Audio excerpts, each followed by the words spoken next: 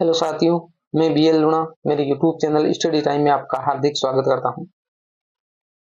आज हम इसमें नई शुरुआत कर रहे हैं कि जो हिंदी साहित्य और जो व्याकरण है, उस व्याकरण के हमने इसके अंदर 15 क्वेश्चन लिए हैं और उस 15 क्वेश्चन को इस प्रकार देखेंगे कि उसका जो आंसर हो वो तो देखना ही है, पर उसके साथ में उसकी व्याख्या भी देखेंगे, जिससे क्या हो कि एक ही क्वेश्चन में 5-7 क्वेश्चन का रिवाइज हो सके। तो बहुत ही शानदार क्लास होने वाली है।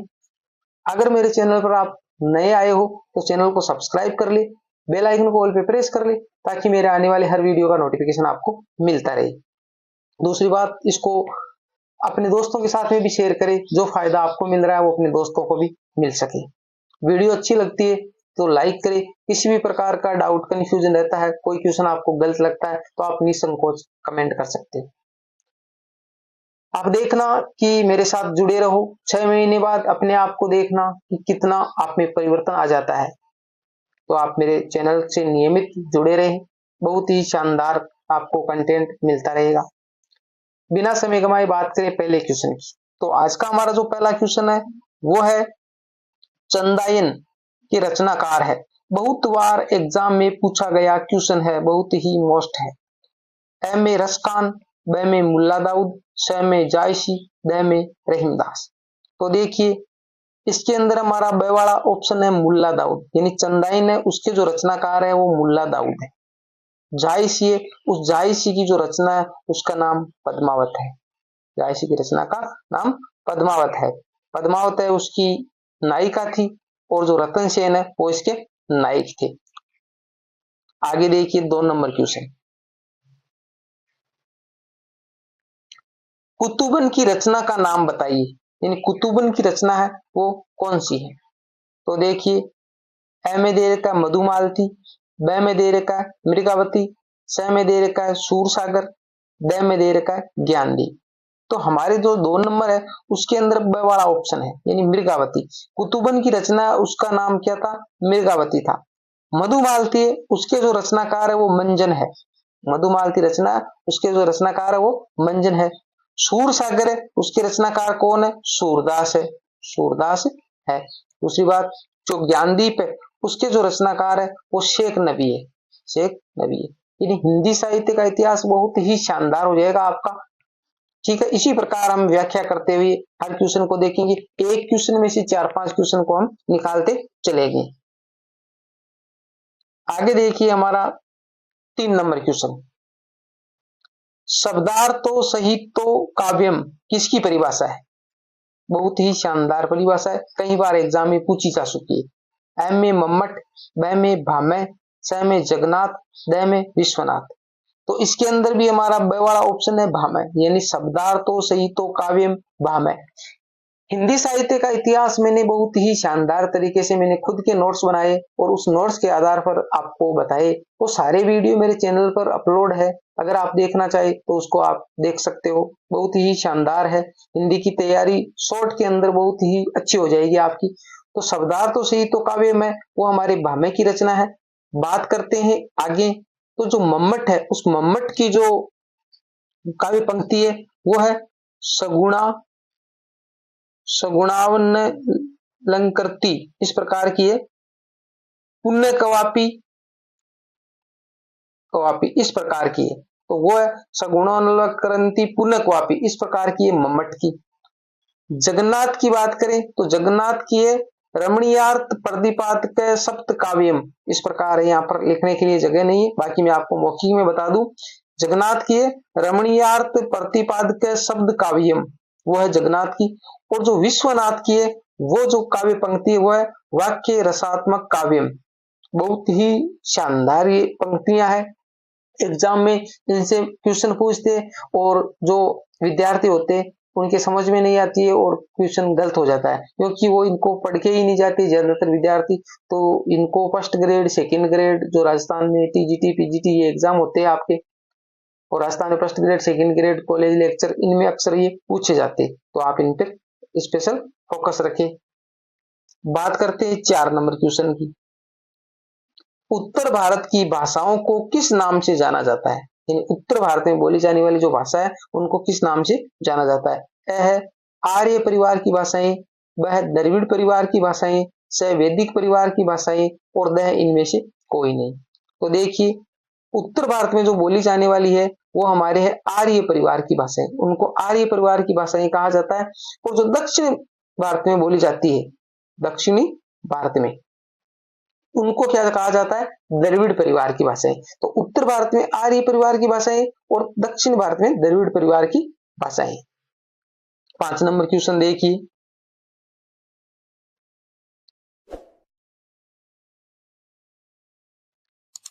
भारतीय आर्य भाषाओं को कितने कालखंडों में विभाजित किया गया है, यानी भारतीय जो आर्य भाषाएं उनको विभाजित किया गया है, तो कितने कालखंडों में किया गया है वो बताना है।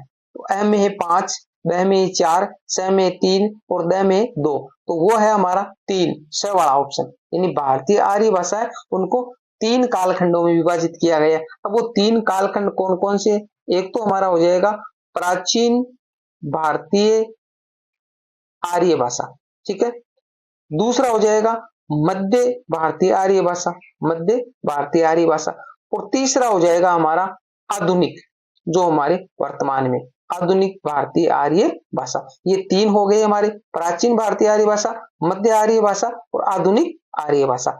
अब इनका जो समय माना गया वो समय कितना है, तो जो प्राचीन भारतीय आर्य भाषा है उसको 1500 ईस्वी से 1500 ईस्वी पूर्व, 1500 ईस्वी पूर्व से लेकर 500 ईस्वी पूर्व तक, 500 ईस्वी पूर्व तक, तो 1500 ईस्वी पूर्व से 500 ईस्वी पूर्व तक प्राचीन भारतीय आर्य भाषा हो जाएगी। और जो मध्य भारतीय आर्य भाषा है वो हमारे 500 ईस्वी पूर्व से 500 ईस्वी पूर्व से 1000 ईस्वी तक, 1000 ईस्वी तक, समझ में आ गया। और फिर आगे जो आधुनिक बचा वो 1000 ईस्वी से अब तक। तो प्राचीन है वो 1500 ईस्वी पूर्व से 500 ईस्वी पूर्व तक है, और 500 ईस्वी पूर्व से 1000 ईस्वी तक मध्य है, और 1000 ईस्वी से वर्तमान तक हमारा आधुनिक है। तीनों समझ में आ गया अच्छे से। आगे देखिए 6 नंबर क्वेश्चन, क्वेश्चन नंबर 6 देखिए, पाली भाषा का अन्य नाम है, अ में है प्राकृत, ब में वैदिक संस्कृत, स में मागधी और द में अपभ्रंश। तो जो हमारी पाली भाषा है उसका जो अन्य नाम है वो है मागधी, श वाला ऑप्शन है वो इसका सही आंसर है। तो इसका मागधी नाम है पाली भाषा का अन्य नाम। आगे देखिए 7 नंबर क्वेश्चन, हिंदी भाषा की उत्पत्ति किससे मानी जाती है, हिंदी भाषा की उत्पत्ति किससे मानी जाती है, अ में अर्धमागधी अपभ्रंश, ब में लौकिक संस्कृत, स में वैदिक संस्कृत, द में शौरसेनी अपभ्रंश। तो हमारा 7 नंबर है, उस 7 नंबर में द वाला ऑप्शन है शौरसेनी अपभ्रंश, यानी हिंदी है उस हिंदी की जो उत्पत्ति है वो शौरसेनी अपभ्रंश से मानी जाती है। तो द वाला ऑप्शन इसका सही आंसर है। 8 नंबर क्वेश्चन देखिए, 6वीं शताब्दी के अलंकारवादी आचार्य कौन थे, 6वीं शताब्दी के अलंकारवादी आचार्य कौन थे, अ में है भामह, ब में मम्मट, स में विश्वनाथ, द में जगन्नाथ। तो 6वीं शताब्दी है 8 नंबर क्वेश्चन में, तो उसके अंदर अ वाला ऑप्शन है यानी भामह, 6वीं शताब्दी के अंदर जो भामह है उसका जो समय है वो 6वीं शताब्दी है। आगे बात करें हम मम्मट की, तो मम्मट है वो 11वीं शताब्दी में हुए थे, 6वीं शताब्दी में भामे थे, मम्मट है वो 11वीं शताब्दी में हुई थे। और इसके बाद में 11वीं शताब्दी में एक और है जिसे महिम भट्ट, महिम भट्ट, वो भी 11वीं शताब्दी में हुए थे। बात कर लेते हैं हम विश्वनाथ की, तो विश्वनाथ है वो 14वीं शताब्दी में हुए थे, विश्वनाथ कौन सी में हुए थे, 14वीं शताब्दी में, 14वीं शताब्दी में, याद रखना इनके बारे में अक्सर पूछा जाता है। और जगन्नाथ की बात करें तो जगन्नाथ है वो 17वीं शताब्दी में हुए थे, 17वीं शताब्दी में। तो अलग अलग बता दिया मैंने, 6वीं शताब्दी में भामे थे, मम्मट है वो 11वीं शताब्दी में थे, महिम भट्ट भी 11वीं शताब्दी में थे, विश्वनाथ है वो 14वीं शताब्दी में थे, और जगन्नाथ है वो 17वीं शताब्दी में थे। और भोजराज और क्षेमेंद्र थे, भोजराज और क्षेमेंद्र है वो भी 11वीं शताब्दी में थे। कौन कौन से नाम हुए, एक तो भोजराज और एक क्षेमेंद्र, ये भी 11वीं शताब्दी में थे। तो ये नाम आपको अक्सर याद रखना है अलग अलग। आगे देखिए 9 नंबर क्वेश्चन, एक मिनट थोड़ा इरेज करते हैं यहाँ पर। हाँ 9 नंबर क्वेश्चन देखिए, अपभ्रंश भाषा में कितने स्वर थे, अपभ्रंश भाषा में कितने स्वर थे, अ में है 7, ब में है 8, स में 9, द में 11। तो देखिए हमारे 9 नंबर में है ब वाला ऑप्शन 8, अपभ्रंश भाषा है, उस अपभ्रंश भाषा में 8 ही स्वर थे। हमारे जैसे अभी जो है वो 11 स्वर है, हिंदी में 11 स्वर है, परंतु अपभ्रंश में कितने थे? 8 ही स्वर थे। कौन कौन से थे? ए था, आ था, छोटी ई, बड़ी ई, यहाँ पर मात्रा नहीं है, छोटी ई, बड़ी ई, छोटा ऊ, बड़ा ऊ, ए और आई, ये 8 हो गई। 2 2 4 2 6 2 8, ए आ ई ई उ ए ऐ, ये 8 ही थे अपभ्रंश के अंदर। और हमारे हिंदी में क्या थे? इससे आगे हो गया, यानी ए आ ई ई उ, बीच में इसकी री आ गया, ए ऐ था, फिर ओ और औ हो गया। तो ये 8 के अंदर 3 हमारे ये काउंट हो गए, तो ये 3 काउंट होने से 11 हो गए। तो हिंदी में जो हमारे वर्तमान में 11 स्वर है और अपभ्रंश में कितने थे? 8 ही स्वर थे। आगे देखिए 10 नंबर क्वेश्चन, श्रावकाचार के रचनाकार है, यानी श्रावकाचार के रचनाकार बताने। अ में धनपाल, ब में पुष्पदंत, स में देवसेन, द में स्वयंभू। तो 10 नंबर है, उसके अंदर हमारा स वाला ऑप्शन है, यानी श्रावकाचार है, उसके रचनाकार कौन थे? देवसेन थे। शानदार रचना है देवसेन की, कई बार एग्जाम में पूछा गया क्वेश्चन है। बात करते हैं धनपाल। धनपाल की जो रचना है वो थी भविष्यत का, भविष्यत कहा, कहा बोल सकते हैं या भविष्यत कथा बोल सकते हैं, इस प्रकार कहीं तो भविष्यत कहा लिखा हुआ है, कहीं भविष्यत कथा लिखा हुआ है, तो ये धनपाल की है। पुष्पदत्त की बात करें तो ये अपभ्रंश के थे, पुष्पदत्त है यानी अपभ्रंश के थे, अपभ्रंश से इन्होंने रचना की है, तो इसकी रचना थी महापुराण, महापुराण। इसके अलावा और थी जस हरचरित, जस हरचरित, जस हरचरित। इसके अलावा था नए कुमार चरित, नए कुमार चरित, ये जो है वो पुष्पदत्त की थी। इनके बारे में अक्सर पूछा गया है महापुराण के बारे में, जस हरचरित, नए कुमार चरित, ये सारी किसकी है? पुष्पदंत की है। इसके बाद में बात कर लेते हैं हम स्वयंभू। एक बार थोड़ा मैं इरेज करता हूं, यहाँ पर स्वयंभू की 2-3 रचनाएं हैं। तो स्वयंभू है, उस स्वयंभू की जो रचनाएं थी वो भी मोस्ट है, और स्वयंभू भी अपने आप में मोस्ट है, अपभ्रंश के कवि थे। तो एक तो पहुम चरु, बहुत ही शानदार है पहुम चरित, ये पहुम चरित है वो हमारी किसकी है? स्वयंभू के। इसके बाद में रिठ, रिठ नेमी चरियु, चरियु, ये भी हमारे स्वयंभू की है। हरिवंश पुराण, हरिवंश पुराण, ये भी स्वयंभू की है। इसके अलावा हमारे स्वयंभू छंद, स्वयंभू छंद, ये भी हमारे किसकी है? स्वयंभू की है। तो ये देखो पहुम चरियु, रिठनेमी चरियु, हरिवंश पुराण और स्वयंभू छंद, ये सारी स्वयंभू की है। तो देखिए कितने क्वेश्चन आपके 1 2 3 4 इसके बता दिए, एक 5, एक 6, एक ये 7, यानी कहने का मतलब एक क्वेश्चन से 8-10% हमारे क्लियर हो रहे हैं। तो इसी प्रकार हम तैयारी करते हुए आगे चलेंगे। अगर अभी तक वीडियो को लाइक नहीं किया तो आप लाइक करते, चैनल को सब्सक्राइब कर ले, ठीक है, और दोस्तों को अभी शेयर कर दे इसको, जो फायदा आपको मिले अपने दोस्तों को भी मिल सके। आगे देखिए हमारा 11 नंबर क्वेश्चन। 11 नंबर क्वेश्चन क्या कह रहा है, देखिए 11 नंबर क्वेश्चन है हमारा, हिंदी दिवस कब मनाया जाता है? हिंदी दिवस कब मनाया जाता है? सरल क्वेश्चन है, वैसे सभी को आ रहा होगा, अगर आ रहा है तो आप कमेंट में इसका आंसर दे। आगे देखते हैं इसका ऑप्शन। अ में दे रखा 14 सितंबर, ब में दे रखा 14 दिसंबर, स में है 14 अगस्त और द में 14 नवंबर। तो आपको आ रहा होगा, बाकी मैं बता देता हूं। ए वाला ऑप्शन है 14 सितंबर, यानी 11 नंबर में हमारा हिंदी दिवस है वो 14 सितंबर है। 14 सितंबर यानी 14 सितंबर, 14 सितंबर क्यों है ये हिंदी दिवस? 14 सितंबर 1949, 14 सितंबर 1949 तो संविधान सभा थी, उसने ये निर्णय लिया। क्या निर्णय लिया?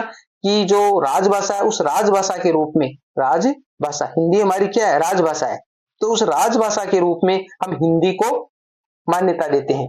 तो संविधान सभा ने निर्णय लिया 14 सितंबर 1949 को कि हम राजभाषा के रूप में हिंदी को काम में लेंगे। तो हिंदी को राजभाषा घोषित किया गया, उसी के कारण 14 सितंबर को हिंदी दिवस मनाया जाता है। ठीक है, हमारे जो हिंदी हो गई, इसकी लिपि कौन सी है? लिपि इसकी देवनागरी है। हिंदी की लिपि किसकी क्या है? देवनागरी है।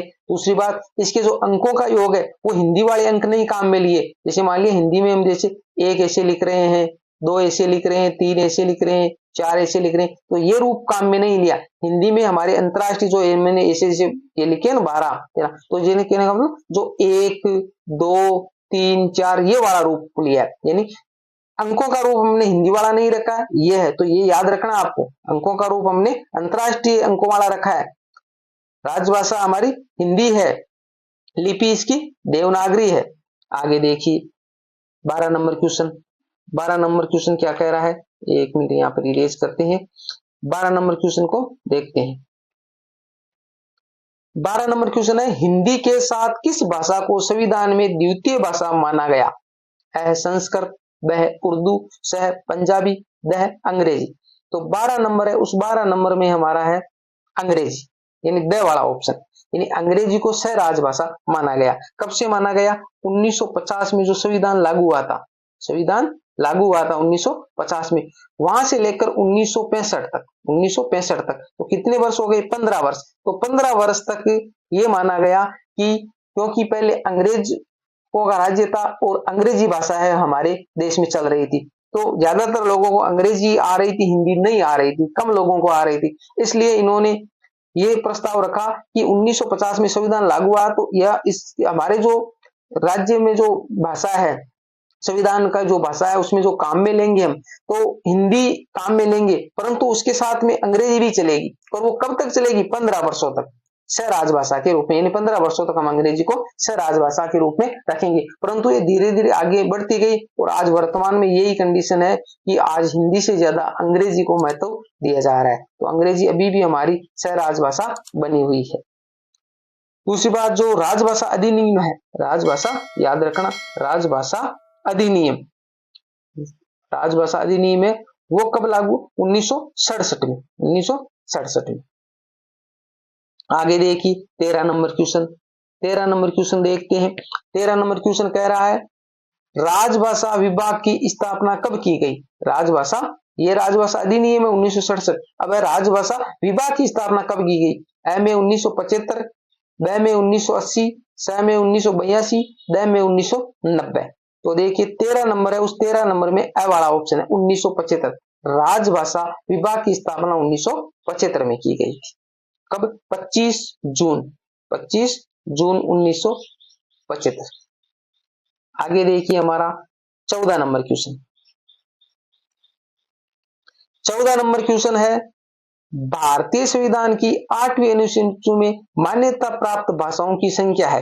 तो 8वीं अनुसूची में मान्यता प्राप्त जो भाषाएं हैं वो कितनी है? अ में है 20, ब में 22, स में 24, द में है 30। तो 14 नंबर में हमारा ब वाला ऑप्शन है 22, ब वाला ऑप्शन है 22। तो 22 भाषा है, भारतीय संविधान की 8वीं जो अनुसूची है उसके अंदर 22 भाषाओं को मान्यता दी गई है। अब देखिए जो मूल संविधान था, इस पे थोड़ी चर्चा कर लेते हैं। जो मूल संविधान था, जब संविधान बना था, उस मूल संविधान में 14 भाषा थी। मूल संविधान में कितनी भाषाएं थी? 14 भाषा थी। उन 14 भाषाओं को मान्यता दी गई थी। अब वो 14 भाषाएं कौन कौन सी थी? वो 14 भाषाएं मैं आपको मौखिक में बता देता हूं। असमिया, उर्दू, ओडिया, कन्नड़, कश्मीरी, गुजराती, तमिल, तेलुगु, पंजाबी, बंगाली, मराठी, मलयालम, संस्कृत और हिंदी। ये 14 भाषाएं थी जो हमारे मूल संविधान में थी। उसके बाद में वर्तमान में 22 है, तो आगे कौन कौन सी जोड़ी गई? फिर जो 21वां संविधान संशोधन हुआ, 21वें संविधान संशोधन हुआ, कब हुआ था? 1967 में। 21वां संविधान संशोधन कब हुआ था? 1967 में हुआ था। तो उस 1967 में हुए 21वें संविधान संशोधन के द्वारा 15 नंबर की जो भाषा थी वो सिंधी जोड़ी गई। पहले 14 थी, तो पूछा जा सकता है कि सिंधी को कौन से संविधान संशोधन से जोड़ा गया? तो 21वें संविधान संशोधन। तो 21वें संविधान संशोधन 1967 में हुआ था, जिसमें से 15वीं भाषा है वो सिंधी जोड़ी गई। फिर आगे बात करें तो 71वां संविधान संशोधन हुआ था। 71वां संविधान संशोधन, 71वां संविधान संशोधन कब हुआ था? 1992 में हुआ था। 1992 में उसके अंदर 3 भाषाओं को जोड़ा गया, 16, 17 और 18। कौन कौन सी जोड़ी गई? उसके लिए मैंने एक सूत्र बनाया है। क्या बनाया? ओमनी, ओमनी नाम का एक सूत्र बनाया। अब कोमने का मतलब क्या हुआ, क्योंकि 15 तो ये हुई 16, 17 और 18 भाषाएं हो जाएगी। तो कोमने का मतलब, को का मतलब हो गया कोंकणी, मैं का मतलब हो गया मणिपुरी और ने का मतलब हो गया नेपाली। ये कोंकणी, मणिपुरी और नेपाली ये हमारी 3 भाषाएं हैं, वो हमारी 71वें संविधान संशोधन 1992 में जोड़ी गई। उसके बाद में बात करें 18 हो गई, 4 भाषाएं और है भाई 22 है अभी वर्तमान में, तो 4 भाषाएं। हमारा जो 92वां संविधान संशोधन हुआ था, 92वां संविधान संशोधन कब हुआ था, 2003 में हुआ था, 2003 में हुआ था। और उसके अंदर हमारे 19, 20, 21 और 22 भाषाएं जोड़ी गई। उसके लिए मैंने एक सूत्र बनाया, संथ में बोडो, संथ में बोडो, संथ में बोडो। अब इसका मतलब क्या हुआ ये भी आप देख लीजिए। संत का मतलब हो गया संथाली, संथाली भाषा हो गया। मे का मतलब क्या हो गया मैथिली, बो का मतलब हो गया बोडो और डो का मतलब हो गया डोगरी। तो बोडो में दो आएगी, बोडो तो है ही है और डो का मतलब डोगरी, तो बोडो और डोगरी दो हो गई, और संत का मतलब संथाली हो गई और मे का मतलब मैथिली हो गई। तो ये भाषाएं हैं वो हमारे किसमें जोड़ी गई, 92वें संविधान संशोधन 2003 वाले में जोड़ी गई। तो ये बात आपको अच्छे से दिमाग में रखनी है। अब बात कर लेते हैं 15 नंबर क्वेश्चन की, जो इस क्लास का लास्ट क्वेश्चन है।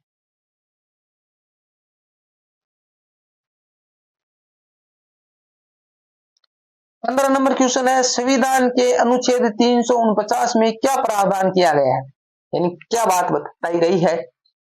ए में राजभाषा आयोग, ब में हिंदी भाषा का प्रावधान, स में प्रादेशिक भाषाओं का प्रावधान, द में उच्चतम व उच्च न्यायालय में प्रयोग की जाने वाली भाषा।